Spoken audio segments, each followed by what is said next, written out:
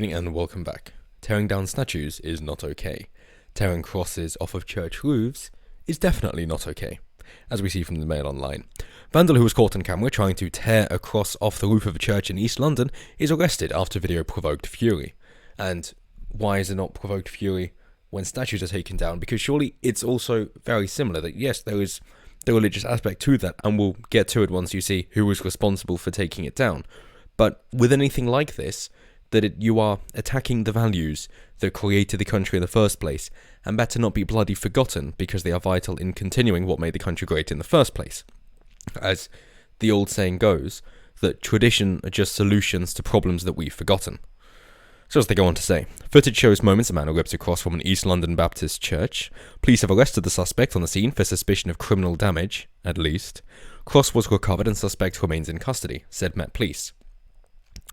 So, as we see here, this is the man in question, trying to take the cross down. At least there's some diversity in attacking monuments. Isn't that nice? And from what we've seen in France, and thankfully there are protests happening in Paris right now about that, from the beheading of the school teacher, but it's the same thing here, trying to take the top off of the church, trying to defame any Christian values, anything that goes against Islam, of course, anything that would wish to promote a more tolerant, equality society, of course, cannot be permitted. Instead, it must exalt Islam and the ethnic so-called minorities above the native Brits, above the indigenous people, because apparently diversity is our strength, unless you're thinking of Columbus and celebrating Columbus Day in America, which was only given to the Italians as a nicety, but nonetheless, that kind of diversity apparently is bad. When Britons have gone around the world, diversity is bad. When other ethnicities come to Britain, diversity is good. Right. So when Britain is the ethnic minority in another country, and it's actually bringing that country into the first world, and doing great things, that's terrible. But when other countries are coming into Britain and tearing down what made the country great and trying to just leave it in rubble to make it the same shithole that they came from, then diversity is good. And the worst thing about that is, of course, Rishi Sunak's new 50p coin saying, oh, diversity built Britain. It's like, okay, as the Britisher so rightly pointed out, do you think India's going to make a similar one commemorating Britain, saying Britain built India? Somehow, I don't think they will do. So at some point, we really got to think, yeah, we've had enough of this guilt. No white guilt, if you will. It's enough time of digging our own graves and saying, no, we're not going to accept this kind of thing. Now, I'm not saying that we've got to go full throttle into Christianity rammed down people's throat. Not at all. The point is, of course, equality and tolerance, allowing people to practice their religion or have their own thoughts as they wish to do so, and by not getting in the way of others and not stopping others from allowing them to do the same.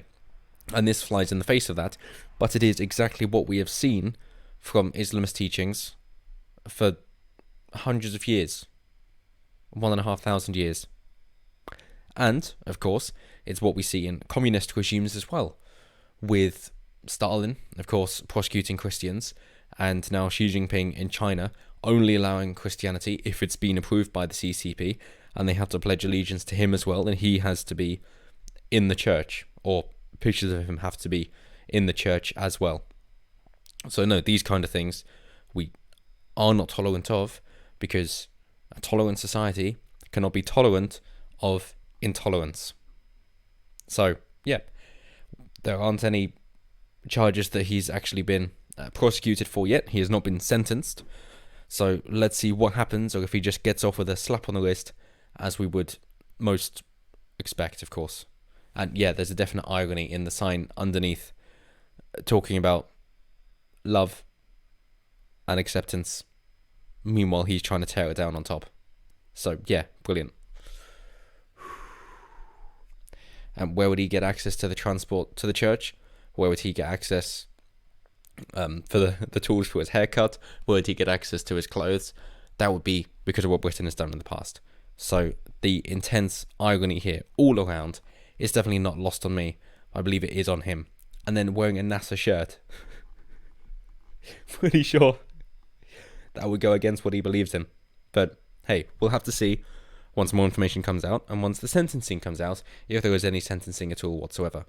But let me know what you guys think down below. Do you think that, hey, if people are vandalizing the property like this, then we should be able to defend that property? If you're a part of that community, then you do own part of it. They say it's public, in which case the public owns it as well, in which case you can't do that. In which case you're defending your own property, because you are a part owner of it. Or do you think, nah, we've evolved, we've got the Enlightenment values now, Christianity's had its place, and we don't need to bother anymore, so who cares? They're just old buildings, they don't really mean anything. Either way, let me know down below. Always intrigued to hear what you guys have to say, and as always, until next time, have a good one.